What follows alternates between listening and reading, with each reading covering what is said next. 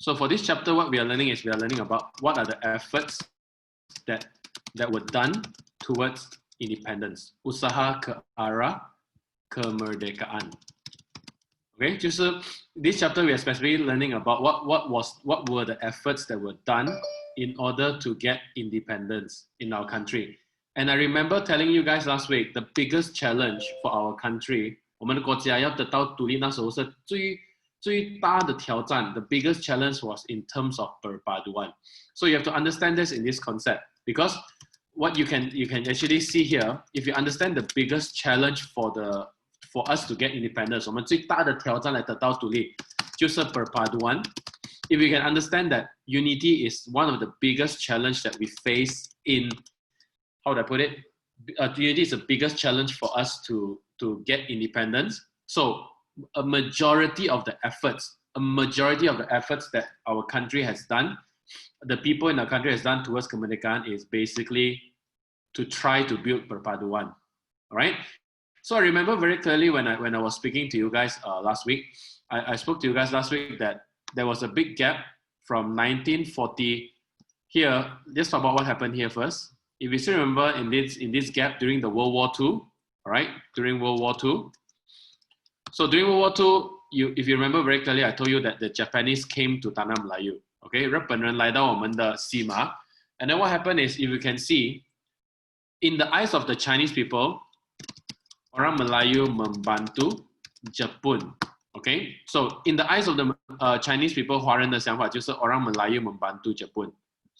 Okay, so because of that, in 1945, after World War II ended, 在1945年世界第二大战完了过后, there was a very big problem in our country, which is there's a strong feeling of distrust among the Malay and the non-Malays. So 你可以看到，华人 actually 那时候他们不大相信马来人，是因为他们的 experience during World War II 就是他们觉得马来人是帮助日本人。And you know very clearly, during World War II, the Japanese people were very not helpful towards the Chinese people. And please do not forget, all right, let's look at just a little bit of a timeline. All along this while here, okay, even before World War II, you have to understand one thing. Orang Cina dan India dibawa masuk. They were brought in. 他们是给带进来的 sebagai golongan immigrant. Okay? They were brought in as immigrant, and at that time, the only original people in the state, orang Melayu merupakan bangsa asli di Tanah Melayu. So you have to understand this reality. 这个事实很重要。为什么? Why is this reality so important? Because for a lot of Malay people, they will feel like 这种华人、印度人进到来时 they will really feel like they are not the people of this land. So the biggest challenge, 最大的挑战 all along the while here. All right, so the biggest challenge, if British want to give us independence, if you understand, our independence was actually supposed to be, the promise was to get us independent.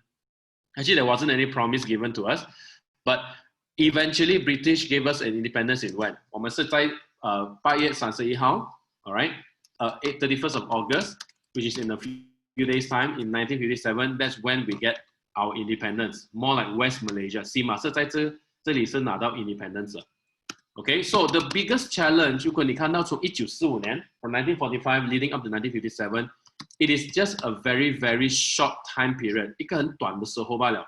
If you see here, the short time period is like, if you see 1945 to 1957, it's just about plus minus 12 years. And during these 12 years, this is where this is the chapter is, they try to work it towards kemerdekaan. And when did it really start? The whole process actually really start during this time period.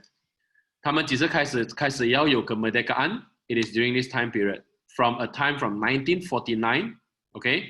From 1949 onwards, they are really serious about getting independence. 1949年过后, all right? So 1949年他们真的是开始 seriously 讲 how can we get independence? How can we get our independence for our country? And they've realized that in order to get independence, British wants to see that we have perpaduan.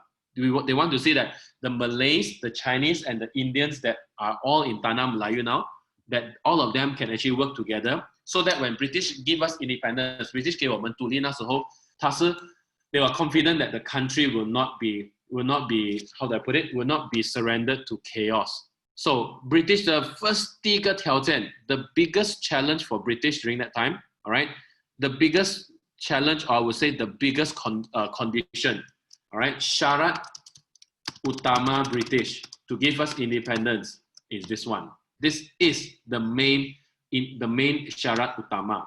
Therefore, the whole usaha ke arah kemerdekaan is to get perpaduan, is to get unity.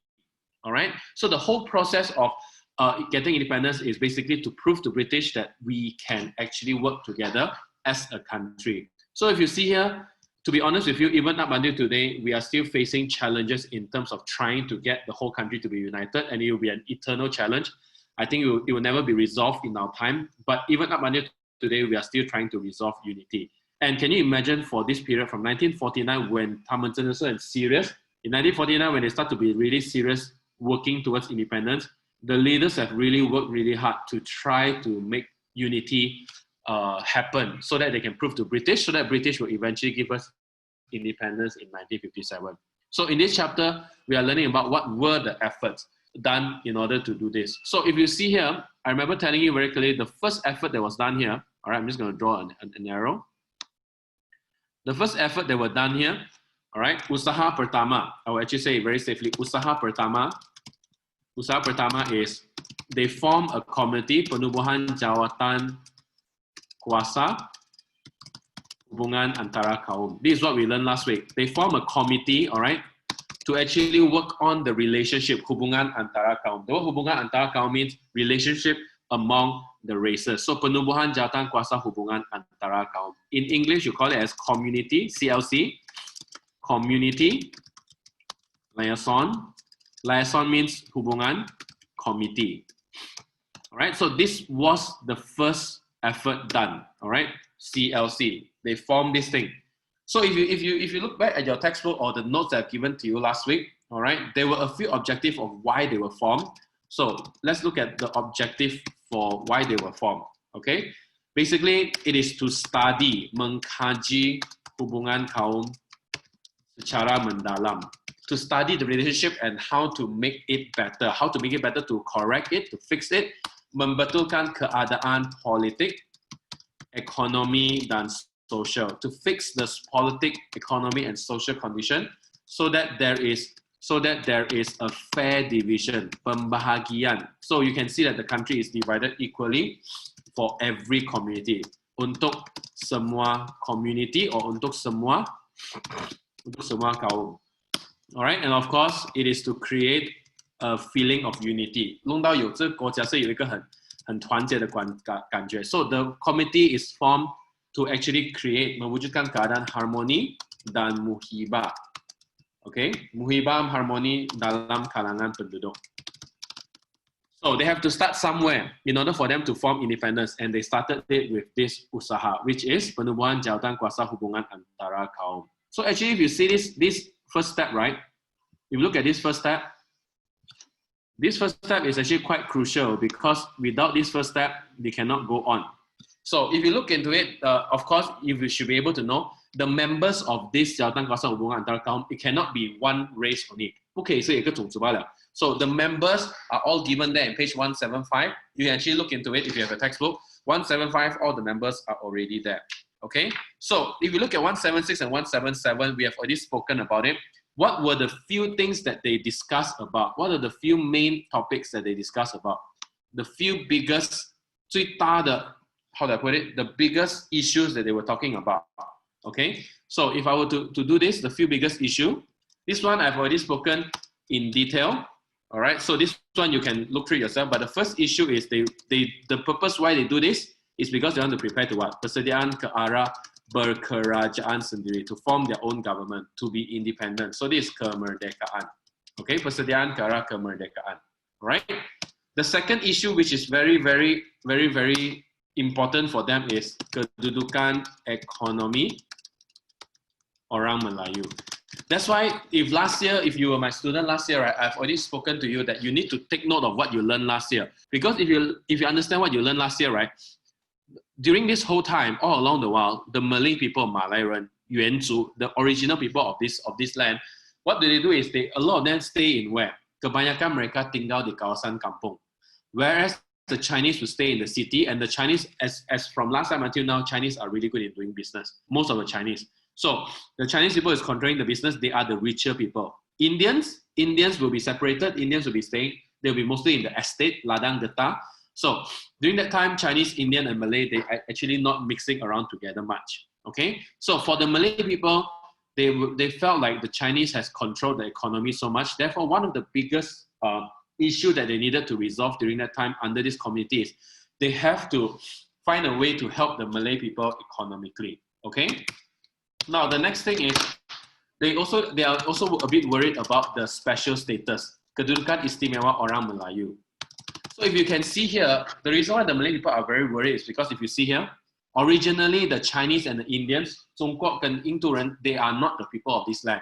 So the Malay people at that time, they felt like they cannot simply give citizenship. They felt like they are not ready to accept non-Malays as a citizen of this land. That's why it's called Tanah Melayu. It's the land of the Malay. So if they want to resolve perpaduan, there must be some sort of a give and take that must happen between the Malay and the non-Malay. So the give and take that were discussed, that were needed in order to form perpaduan antara kaum, these were the things that they discussed about.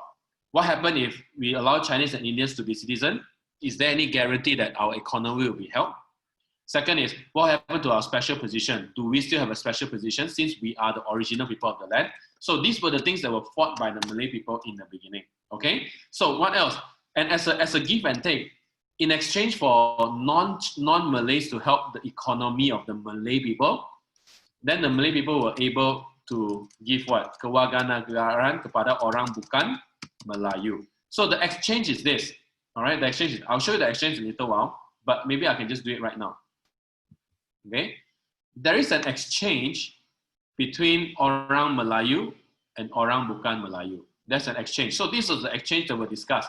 So if I were to put here, between orang Melayu, there was something that they have to give in order for them to receive. All right, maybe I used the wrong one. Let me just use a better one, a better arrow. Okay, so the Malay people must give something. Right, the Melayu people, they must be in a position, the purpose of this Jawatankuasa is to talk about the gift. What do the Malay people give in order for them to receive from the non-Malay? So from here we can say orang bukan Melayu. So there's a give and take between these two groups of people, orang Melayu and orang bukan Melayu. So what is the give and take? So the Malay people will give in to the orang Melayu. What's the thing that they give in is they allow them to become citizenship, kewarganegaraan. So that's the exchange that were given, that was given by the Malay to the non-Malays. What was given by the non-Malays to the Malay? A guarantee that they will develop, membangunkan kedudukan ekonomi dan pendidikan orang Melayu. So the non-Malays, like Chinese and Indians, promise to actually help to develop the economy and the education of the Malay people. So this is the trade-off between these two group of people. Which two group of people? Which is the Malay people and the non-Malay people. Okay, so the Malay people, what did they give in? They give in kewarganegaraan. They allow non-Malays to become citizenship. But what will happen in order for them to gain citizenship? Then the non-Malays must promise to develop. They must promise to develop the Malay people's economy and education. All right, membangunkan kedudukan ekonomi dan pendidikan orang Melayu. So there's a give and take. So how were they able to actually have this conversation? Is because of what was discussed in this Jawatankuasa Hubungan Antara Kaum. And of course, the fifth thing that they discussed about was pendidikan.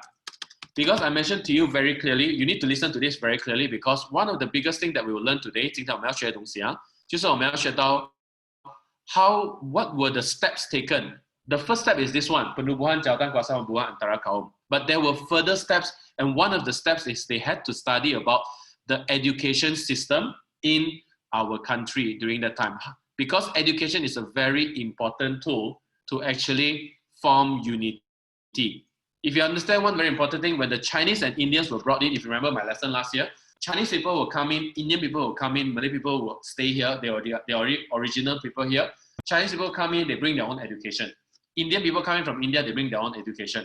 Malay people study themselves. And then English people have their English school. So prior to 1949, during this whole period of time, they will never have one system, one education system that study the same thing. So for them, one of the biggest way or the biggest challenge to form perpaduan is they must find a way to have a system pendidikan that is the same for everyone, for every race, so that they study under one school, a national school. That's why it's called Sekolah Kebangsaan.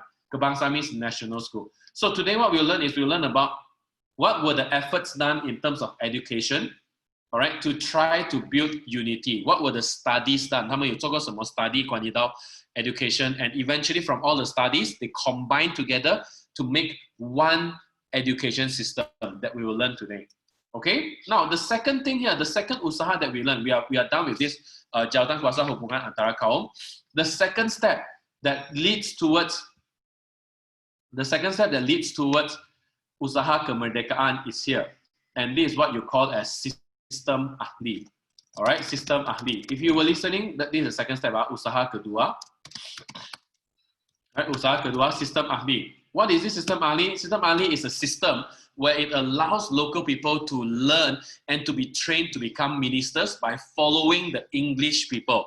All right, so this system ahli is actually what? What is this system ahli? System ahli is a tindakan, is an action untuk menambah peluang pentadbiran, to add opportunities to be in the government, menambah peluang pentadbiran kepada wakil tempatan, to local people. What's the purpose?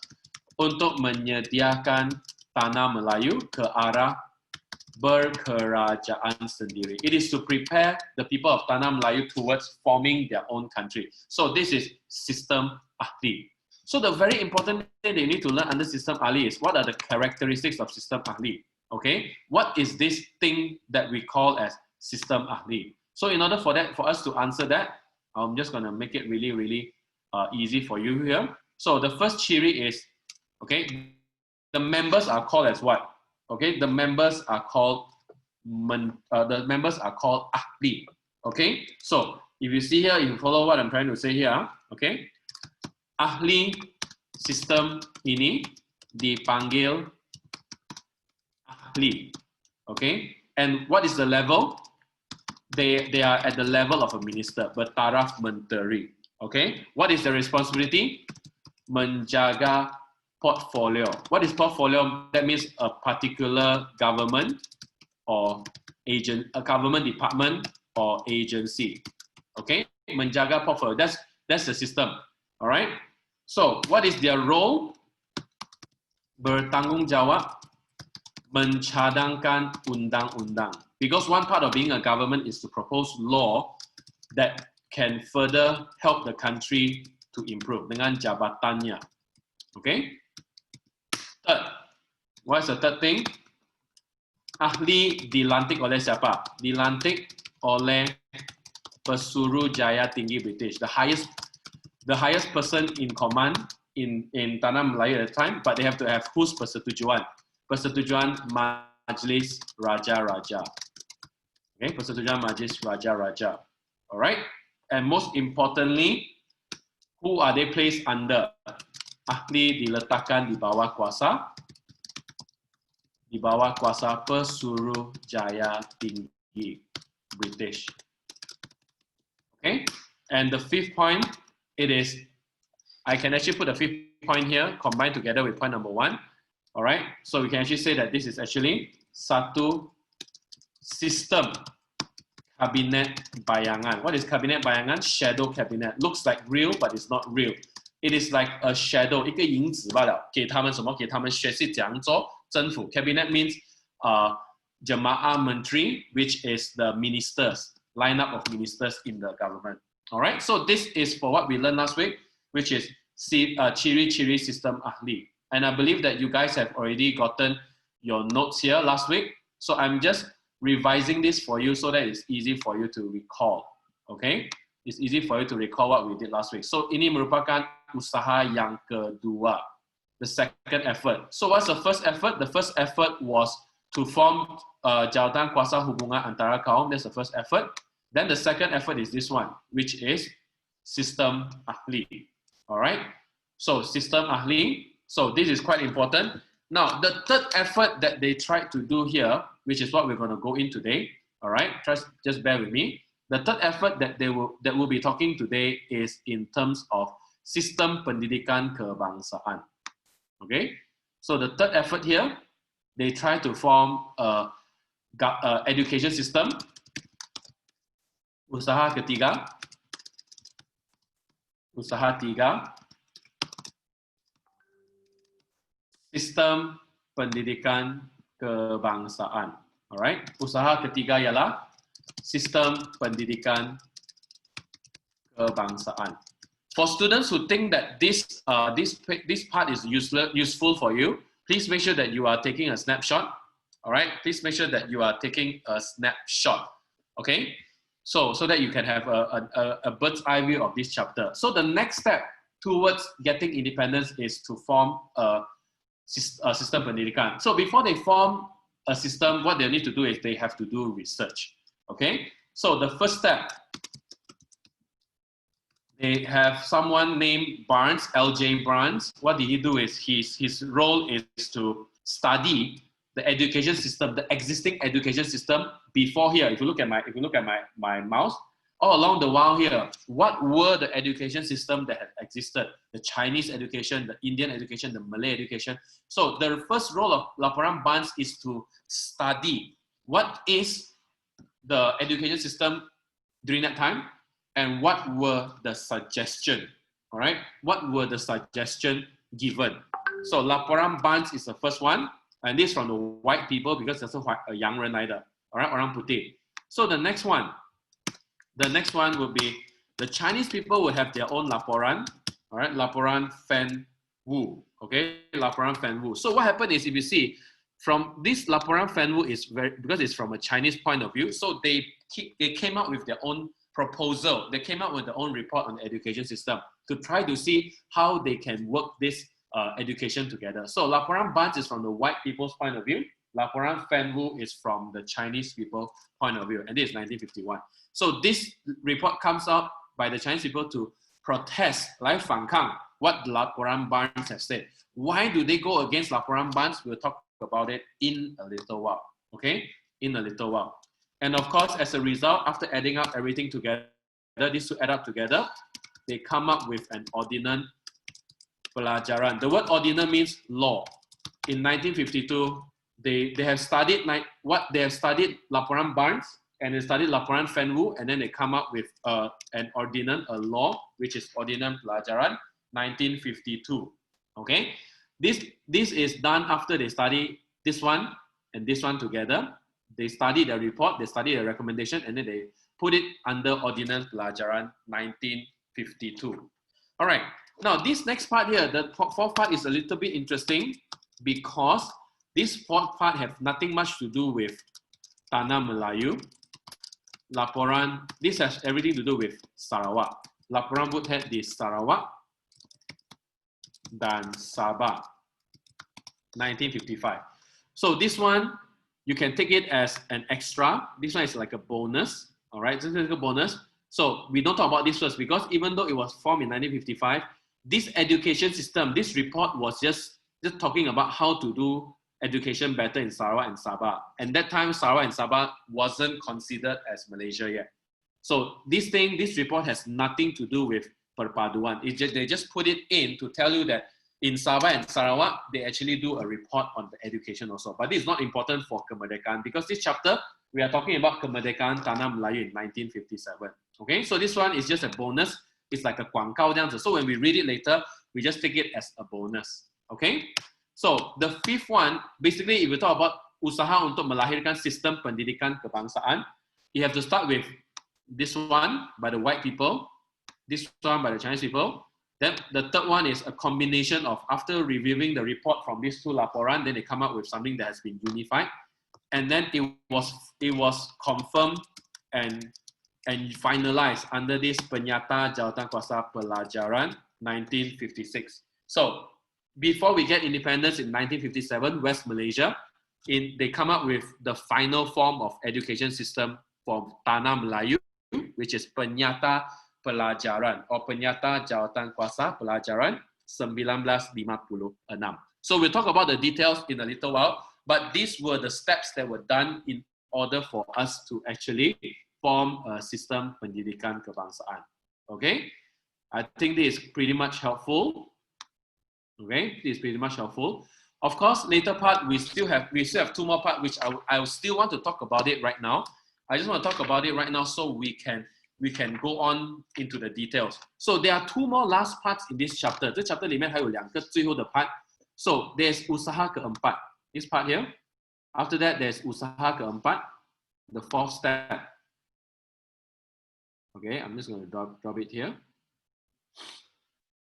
So the fourth step is they started to form party politik. Usaha keempat, penubuhan party politik. Okay, why do I say that this is an important step? Because follow my mouse, yeah. If you remember, under penubuhan Jawatankuasa Hubungan Antara Kaum, under this part here, remember this part, persediaan ke arah berkerajaan sendiri, this part, kemerdekaan. One of the recommendations that was given by this Jawatankuasa Hubungan Antara Kaum, in order for them to prove that they can get independence, they proposed that we run an election closer to our independence in 1957. We run an election to have an election to let the people choose and to let the people decide whether they can accept the leaders of the country. And how do they do that? In order for them to run for election, they must first form what? They must first form political party. Therefore, the fourth step of actually forming kemerdekaan is they start to form political party, penubuhan party politik. And of course, party politik that existed, like UMNO, like MCA, MIC, all of this, when they existed separately. They existed to represent the rights of the different races. So MCA represents Chinese, MIC represents Indian, UMNO represents Malay. So this is not enough. What they need to do is, which is the fifth point in this, the fifth part of this chapter, all right, the fifth part of this chapter is, all of this party eventually had to find a way to work together. And the last part of this chapter, which is Usaha 5, you see all of this party politik, they form kerjasama. So UMNO, MCA, MIC come together. UMNO representing Malay, MIC representing Chinese, MCA representing Chinese, MIC representing Indians, all come together. They try to work together and cooperate and form a big party leading up towards Pilihan Raya. Why am I talking about Pilihan Raya? Because in the next chapter, we'll talk about the most important election where the people in 1955 have to choose which party politic that they want to represent Tanah Melayu. So that in 1956, the party that won the election can go and talk to the British government and to assure them that the party has gained the support and the confidence of the majority of the people. So it is a whole flow towards it. All right. So the last part, usaha kelima in this chapter. All right. Usaha kelima is kerja sama politik ke arah kemerdekaan. So that is the last part of this chapter. Okay. So what we were learning for today is we're going to learn usaha ketiga. We touched a bit of usaha keempat, and then after that we talk about usaha kelima. All can be done. Even in your textbook, it is only 1, 2, 3, 4, 5, 6 to 7 pages only. Very, very fast. Okay, very, very fast. So I think this is a great diagram. We can save this. All right, this is a great diagram. We can save this. Okay, so let's move on to the next whiteboard. So we are done with this is the overview of the chapter. Because remember, by the end of this chapter here, moving on to the next chapter, we are talking about Pilihan Raya already. So Pilihan Raya means, in this chapter, Usaha 5, all the parties work together and they form a big party. And then moving on to prepare for the next chapter, which is Pilihan Raya, election. All right? So that is the essence of this chapter. So the first step ke arah pembentukan sistem pendidikan kebangsaan is Laporan Barnes. First chairman is L.J. Barnes. The chairman is LJ Barnes, and in his report, he emphasized that it is very important. 很重要，小学很重要。为什么？ Because a lot of us, we learn our 基础的东西, we learn our basics in our primary school. But in this report, right, it's not so much about learning the basics of education. 不是学，我们不是，它的重点不是学到关于到上课的那一些基础. It's more about primary school is important so that people, whether you are Chinese, Indian, and Malay in the country, you learn about working together. You learn about unity. You learn about understanding each other, tolerate, and building unity from a young age. Because what you learn from young, like peribahasa, melentur buluh biarlah daripada rebungnya. You have to learn from a young age. Menekankan kepentingan sekolah rendah untuk keyword membina satu bangsa penduduk, okay, Tanah Melayu yang okay, keyword is this one, okay, satu bangsa penduduk Tanah Melayu. What is the content of his report? Kandungan laporan Barnes. Other content, if you see here, quite important things to remember. So because he emphasized on sekolah rendah, keyword is sekolah rendah.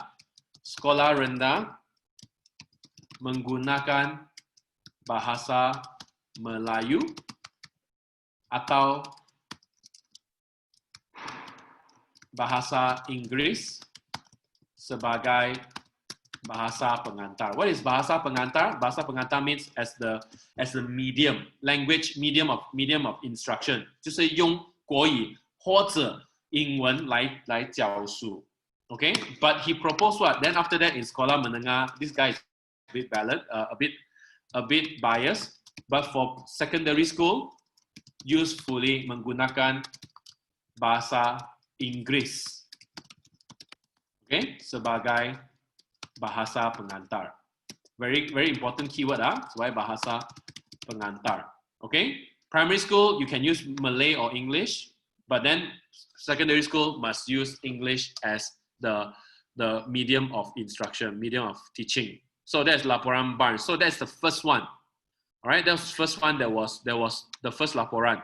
And for this one, if you see, if you are a Chinese at that time, will you be happy? You will not be happy. 不要讲到现在也是 education. Chinese education is a very sensitive thing for some of the older Chinese people. All right, so the Chinese people would not like this. So what happened is they come up with something to counter it. Versus, okay, so they come up with something to counter it. So what's the thing that they use to counter?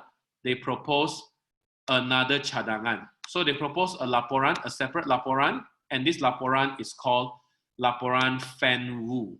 All right, laporan Fan Wu. If you look at the name, you already know it is by Orang Cina.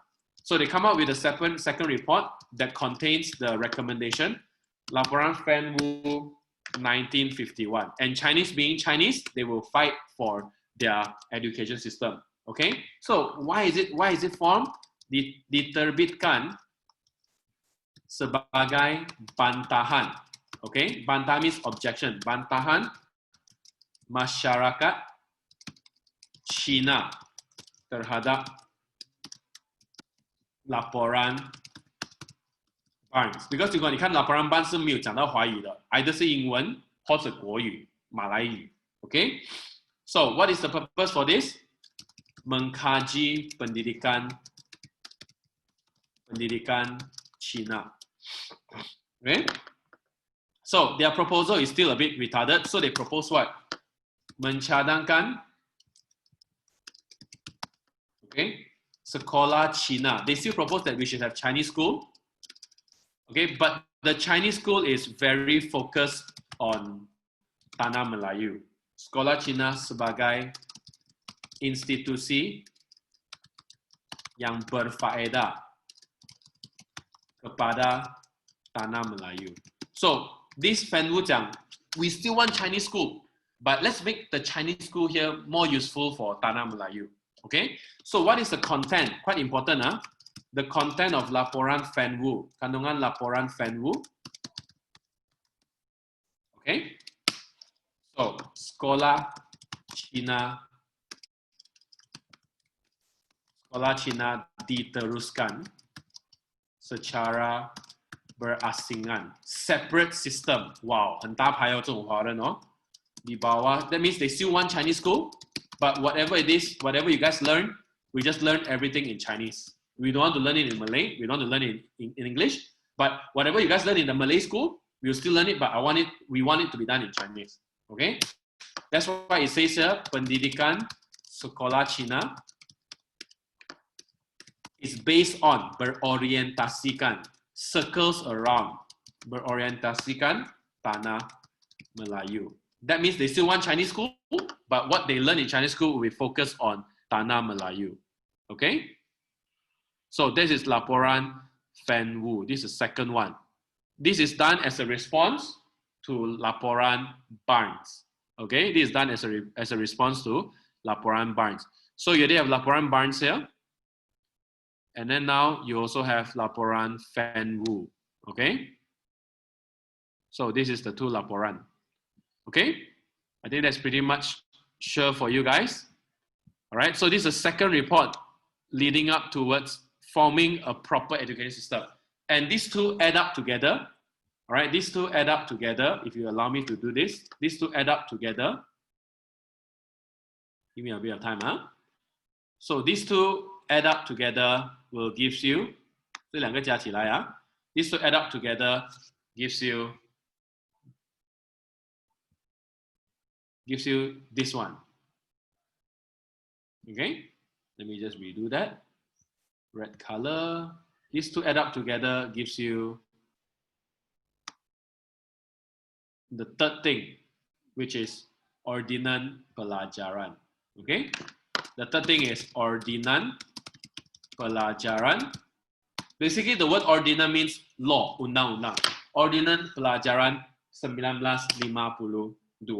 Okay, so what is this law about? Diluluskan. It is approved after they study what? After they study these two together. Diluluskan setelah there's a committee that study it, Jawatankuasa penasihat, an advisory committee, pusat pelajaran, a central advisory committee. Okay, after they have study, meneliti laporan Barnes dan laporan Fan Wu. After they've studied this, then they approve this ordinance. So basically they study this one and they study this one, they see the recommendation and then they come up with something that can, how do I put it? That can be acceptable by everyone. Bertujuan membentuk sistem pendidikan yang menggunakan bahasa rasmi persekutuan. At that time, which is bahasa Melayu. All right. So under this system, every student daripada pelbagai bangsa, from multiple race, 不管你是印度人、马来人、华人, everyone comes together, disatukan dalam satu sistem berorientasikan Tanah Melayu. Okay, so what were the things that was inside here? Kandungan ordinan pelajaran. Okay, what was the thing that is included? Okay, the first one is Tanah Melayu. TM means Tanah Melayu, mempunyai dua jenis sekolah rendah. And what is this two type? Sekolah yang menggunakan bahasa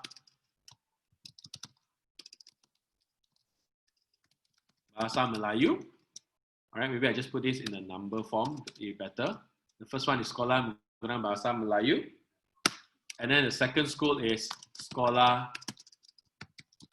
yang menggunakan bahasa Inggris. Okay, two types. And then it mentioned here bahasa Cina dan bahasa Inggris, bahasa India, bahasa Tamil, Into Yuan diajar sebagai bahasa ketiga. Third language only. First language Malay, second language English. third language bahasa ketiga. Alright? Di sekolah rendah, any school 哪一个小学都好，最主要就是如果你有最少，它的 syarat 就是如果你有 more than 15 students, lebih daripada 15 orang murid dalam kumpulan yang sama. So that means 如果那一个小学有超过15个人以上华人， then 他们可以有一个 option 来教华语在那个学校或者印度语。Alright, so basically the school will either be fully in English or fully in Malay. But if that school you have Chinese people, more than 15 people in the same group in the school, then you are allowed to teach Chinese language in the school. Alright, and then if you see here what happened to the secondary school, sekolah menengah. Sorry, I must fix this first. All right, what about the secondary school? Sekolah menengah menggunakan bahasa Inggris sebagai, learn this word, medium of language is this one, bahasa pengantar. Okay, so if you see here, if you can allow me to just draw this for you. All right. This recommendation comes from here. You see that? Okay. So what happened is, if you see the rest of it, even the first two recommendations here, 这两个 actually comes also from here. And the only thing that was a little bit different is they still allow Chinese and Tamil, but condition user, they have a condition, you must have more than 15 people that is from the same group in that school. Then you can teach Chinese or Tamil language as a third language. All right, so this is the kandungan. After they study 1 and 2, they come up with 3. Okay, so this is for ordinan pelajaran. All right, ordinan pelajaran. Let me just change this color a little bit. So this is the third step leading towards a standardized education system. This is the third step. All right, and you can see the year, 年份, if you look at the year, it is in 1952. Still quite some year before our independence, and there will be one more final confirmation, which is in 1956. All right, why is it 1956? Because by 1956, the election is already done. Election is in 1955. So in 1956, there is already a government, and they have the right to change and finalize it. So there's a fourth one for Tanah Melayu. There's a fourth confirmation, the last confirmation, and this is what you call as, if you look at your page 183, it is called as penyata statement, penyata Jawatankuasa. The word penyata means statement. Penyata Jawatankuasa Pelajaran 1956. Okay, so this is the final one before independence. So this is the one that they followed eventually. So this is the fourth one. 第四个. Okay, so if you can see, that's the fourth one. So let's get on to it. All right, Penyata Jawatankuasa Pelajaran. So who is the chairman of this? At that time, I already told you, 他们已经有他们已经有 election, so they already elected their government. So dipengerusikan oleh Menteri Pelajaran. So they have their education minister already at that time. So who is he? He's the father of Najib, Dato' Abdul Razak Hussein, Tun Abdul Razak. Okay, Dato' Abdul Razak Hussein. Okay, why is this formed? This committee is formed, ditubuhkan untuk mengkaji semula sistem pendidikan sedia ada. Alright, and they propose mencadangkan, after studying 1, 2, 3, especially 3, then they propose a new one, mencadangkan sistem pelajaran kebangsaan yang baru.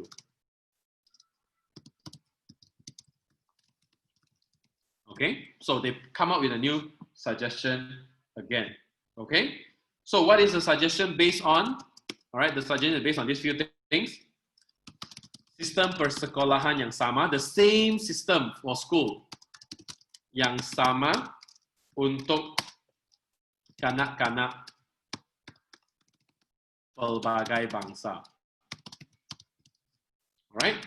And then they focus on the second thing. Bahasa kebangsaan is the main language. You will see the changes here. Bahasa kebangsaan sebagai bahasa pengantar utama. That's the main language. So as compared with ordinary pelajaran, you see here, they still propose English, right? But for here, the changes are completely use Malay and English together. But they focus a lot more on Malay. Okay? And what is the syllabus like? The word curriculum that you can see here, the word curriculum means syllabus. It must be uniform. That means everyone must use the same syllabus. Yang seragam dan bercorak kebangsaan. All right, that means it must be a national syllabus. That means every state, every school will use the same syllabus.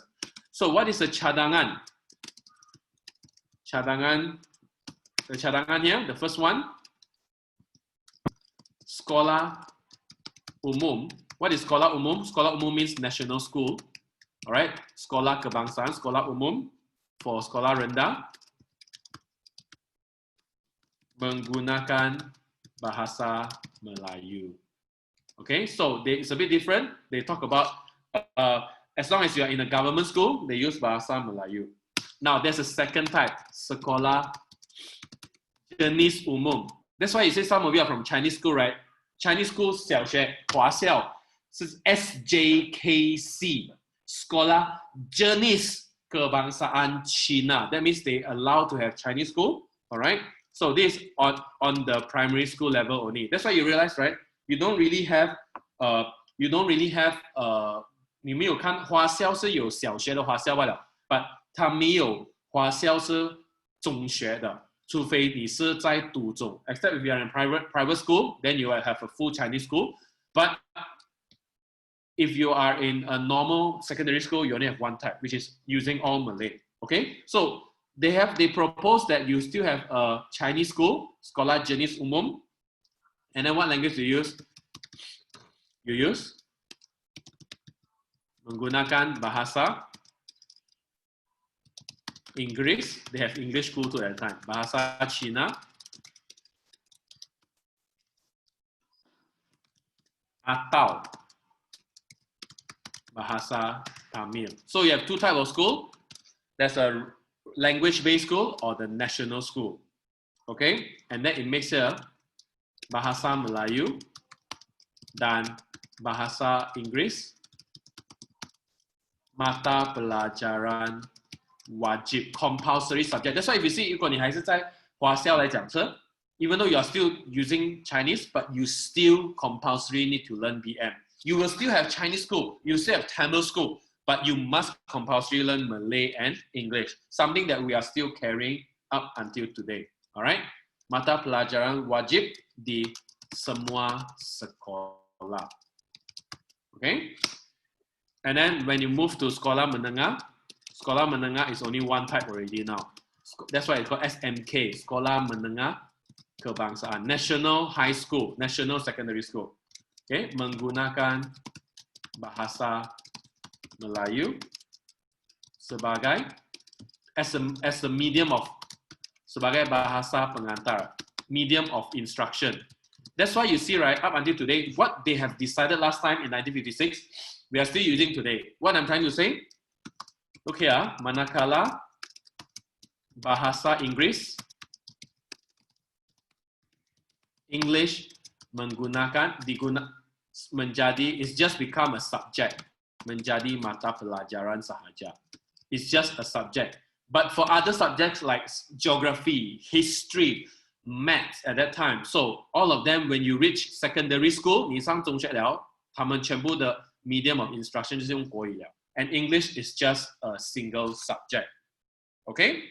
Cool? So this forms the foundation even up until today. Most of the things that we are holding up today, it is still here.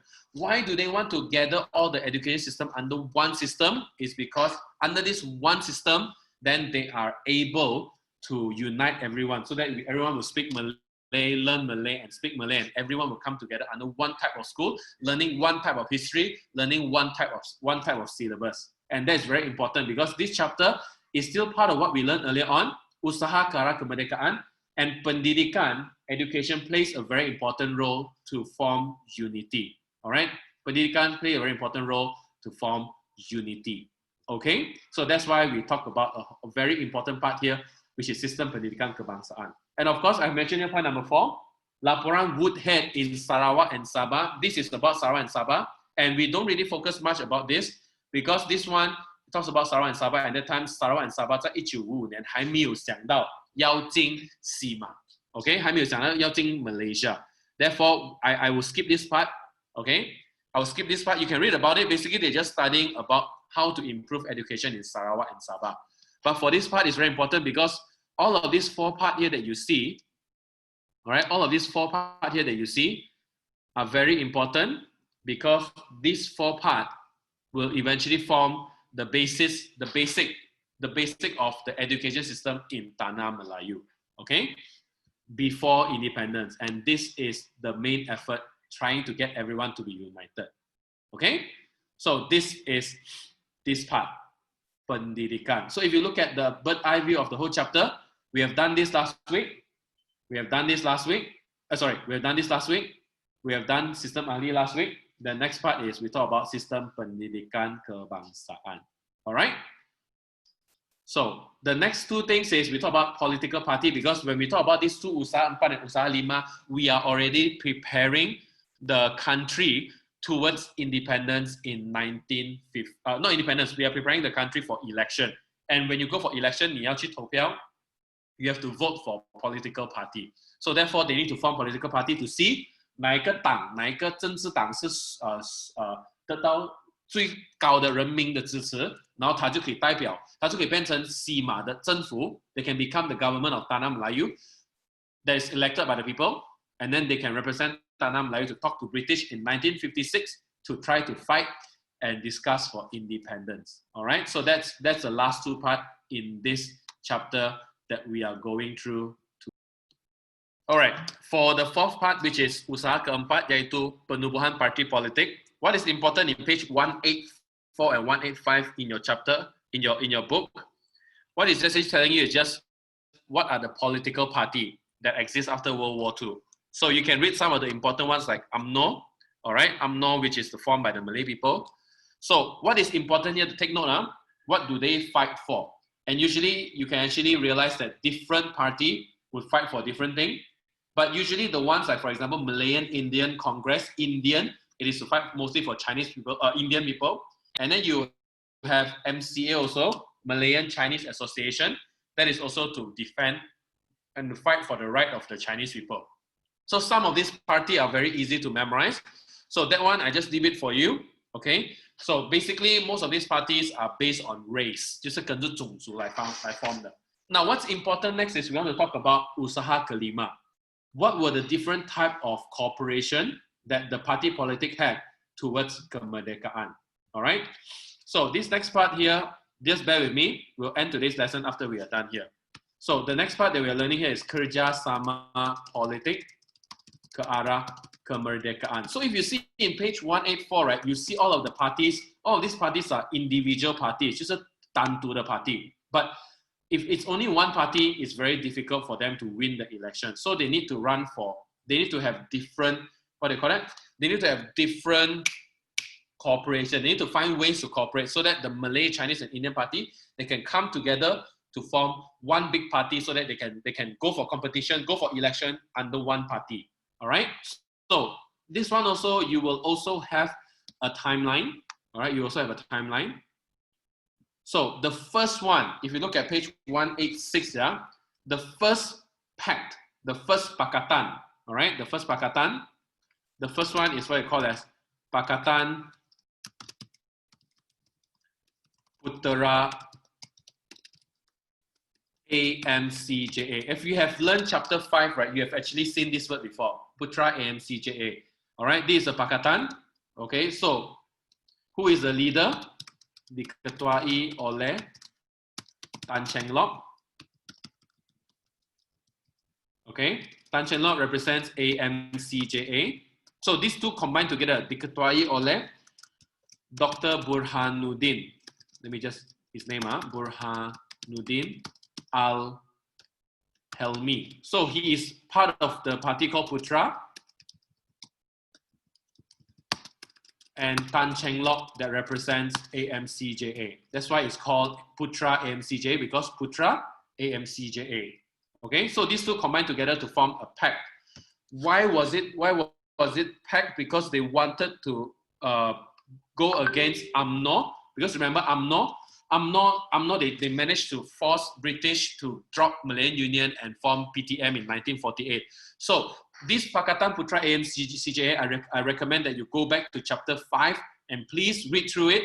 They are the ones that are in directly opposite with UMNO. Okay, so what is the purpose? All right, memupuk kerjasama politik antara kaum. And then what do? They came up with this thing, melahirkan perlembagaan rakyat. Okay, please, this one, you have to go back to chapter 5. You have learned this before. If you forget about it, that means you have not learning effectively. So this thing you have already learned in the previous chapter, in chapter 5, perlembagaan rakyat. Okay, so what is under this thing? The first thing that's under this thing is pemerintahan, mencadangkan pemerintahan sendiri. They've already decided to propose that Tanah Melayu become independent in 1947 already. So this is in 1947, okay? December 1947. 1947年都有了. Alright, mencadangkan pemerintahan sendiri. The second one is pembentukan Dewan Perundangan, 国会. 这是国会. And then penerimaan satu kewarganegaraan. Go back to chapter 5 and understand this Pakatan Putra AMCJA. All right, so this is the first one. Just bear with me, guys, a little bit more. All right, this is the first Pakatan Kerjasama Politik. The first time that you see different parties coming together to form a pact. All right, the second one here is this. The second one is what you call as Persidangan Kebangsaan. Okay, Persidangan Kebangsaan was formed in February 1954. Okay, February 1954. So, who is the member? Okay, disertai oleh IMP. Remember IMP? IMP is the party that Tunku Abdul Rahman formed after he failed to persuade the Malay people to accept non-Malays into UMNO. All right, I remember telling you guys this in chapter 5. Disertai oleh Independence Malayan Party plus Malayan Indian Congress, type your into render, and this is what I call as MIC. Who else? Persatuan Ceylonese. Ceylonese is a kind of Indian, all right, Malaya. Dan Persatuan Eurasian. Eurasian 就是欧洲人掺亚洲人的团队 Eurasian Malaya. Okay, so these are the groups that were part of this Persidangan Kebangsaan. Okay, what do they demand for? Menuntut agar pilihan raya diadakan. So they are asking for election diadakan. What kind of election? Federal election. Pilihan raya persekutuan diadakan. So that's what they are fighting for. Okay, that's what they are asking for. Okay, so that is what you can see. All right, so this is Persidangan Kebangsaan. Now, 这个 Persidangan 里面没有 they don't have UMNO inside here. All right, UMNO 不在里面.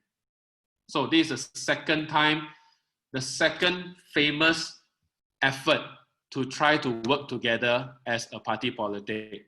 Okay, this is the second effort.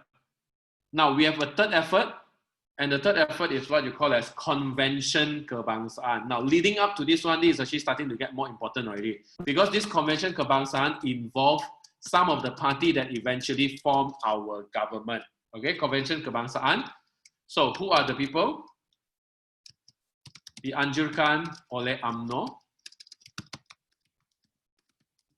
UMNO 是代表马来人. dan MCA 代表华人。So when did this happen? August 1954. All right. So this happened in August 1954. Oh, what am I doing? So what you need to sort of memorize for this part, right, is which party joined in which persidangan. Which party is a member of which persidangan means like a conference, which gathering. So you need to know that. Okay. So dianjurkan oleh UMNO dan MCA. Alright. So what do they discuss? Membincangkan usaha ke arah kemerdekaan. So all of the party basically talk about preparing for election and preparing to get independence dan masa depan Tanah Melayu. Right? Now, it was attended by the Islamic Party Islam Tanah Melayu. If you see this party right in election, it is a green color flag with a white color moon in the middle. All right, it's an Islamic party. All right, and then is what do? Is they force British to have an election, mengadakan pilihan raya persekutuan, because everyone is, even for if you see persidangan kebangsaan, they are itching to have election because they want to show British which party have gotten the people's support in the election, so that the party can represent Tanah Melayu to fight for independence. So that's why they all want to have election. They're all itching to have election, and you will see this in the next chapter. All right. So the election you will see in the next chapter. All right. Convention kebangsaan. And as a result, the most important kerjasama politics, the most important one is this one. Pembentukan Parti Perikatan. Okay, Parti Perikatan is the original name for Barisan Nasional, Parti Perikatan. So, who is the member?